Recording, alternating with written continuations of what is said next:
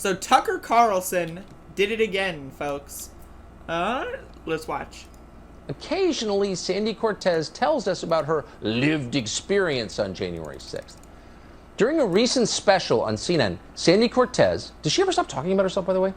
She explained she wasn't simply afraid of being murdered by Ashley Babbitt. So, okay, there's some interesting things going on here. First of all, calling her Sandy, that's her college nickname or some shit. It's bizarre. Second of all, does she ever stop talking about... I mean, she was invited to do a profile on her. That would be like me calling you on the phone.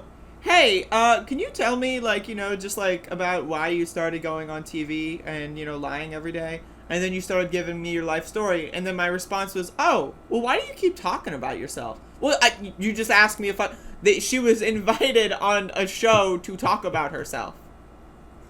I don't understand. It's what? Like, what? She was also worried about being raped.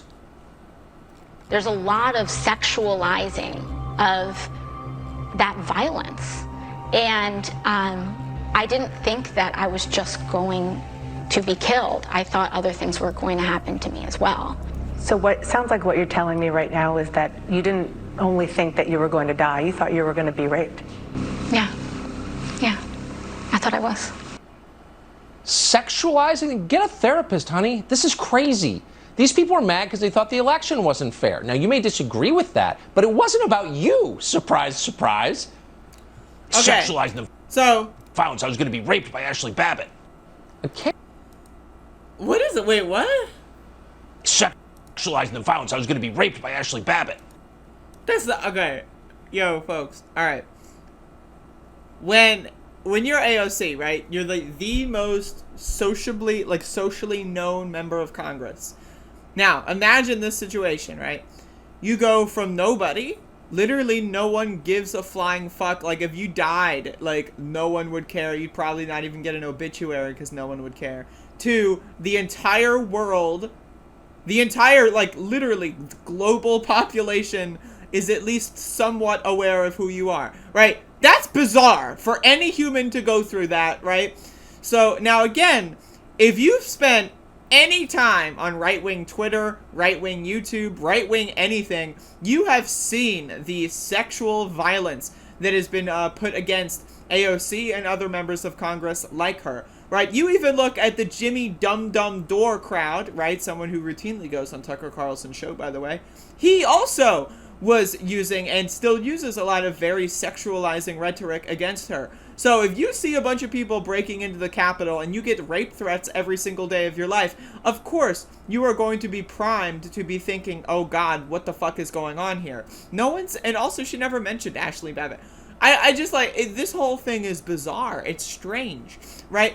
But I want you to understand that the reason why I wanted to cover this clip specifically is because Jimmy Dore, right, and his style of dumb motherfucking dum-dums, right, have been doing the same thing Tucker Carlson is doing here. The same thing.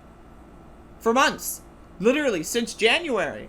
Glenn Greenwald and Jimmy Dore did a show like 2 weeks after the Capitol insurrection, literally making fun of AOC for the same thing.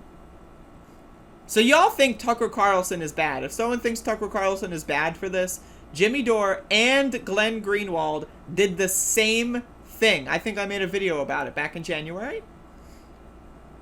And this is the pipeline. This is where Tucker is getting this shit. From the likes of Jimmy Dore and Glenn Greenwald. And from all the other right-wing serpents out there going crazy. Just being disgusting motherfuckers. It's bizarre. It's strange. Like, it really is. It's strange stuff. And then also he's like, oh yeah, they went there because they thought the election was unfair. That's why they stormed the Capitol, because they thought the election was unfair. Okay. Okay, sure. They thought the election was unfair.